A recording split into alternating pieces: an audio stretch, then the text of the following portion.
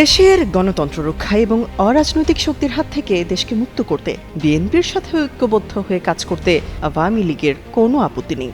সম্প্রতি জার্মান ভিত্তিক সংবাদ মাধ্যম ডয়েচ ভেলেকে দেওয়া এক বিশেষ সাক্ষাৎকারে এই কথা জানিয়ে রাজনৈতিক অঙ্গনে নিজেদের অবস্থান পরিষ্কার করেন বাংলাদেশ পতিত সরকারের সাবেক পররাষ্ট্রমন্ত্রী হাসান মাহমুদ।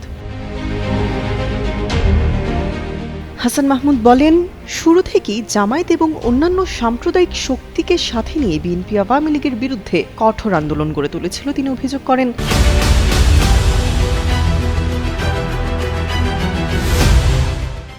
আওয়ামী লীগকে ক্ষমতা থেকে সরানোর জন্য বিএনপি সবসময় একটি শক্ত অবস্থানে ছিল। তবে এত কিছুর পরেও বিএনপিকে একটি রাজনৈতিক দল হিসেবে বিবেচনা করেন তিনি।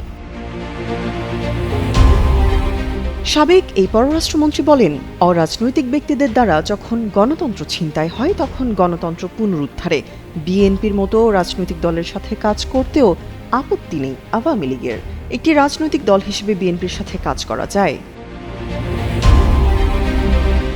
এখনও আওয়ামী লীগ বিএনপির সাথে এক হয়ে কাজ করতে চায় কিনা এমন প্রশ্নের জবাবেও আগের মতাদর্শেই অটল থাকার কথা পুনর্ব্যক্ত করেন হাসান মাহমুদ। বলেন, তিনি এখনও মনে করেন বিএনপির সাথে মিলে কাজ করা যায়। তার মতে, যারা বাংলাদেশের স্বাধীনতা ও সার্বভৌমত্বে বিশ্বাস করে এবং মুক্তিযুদ্ধের চেতনায় দেশ পরিচালনা করতে চায় তাদের সাথে কাজ করতে কোনো বাধা থাকা উচিত নয়।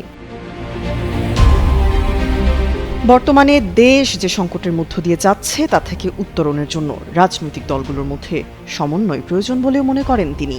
হুঁশিয়ারি দিয়ে বলেন, বর্তমানে বাংলাদেশকে কিছু অপশক্তি কুড়ে কুড়ে খাচ্ছে, যাদের বিদায় করতে না পারলে ভবিষ্যতের পথ চলা সহজ হবে না।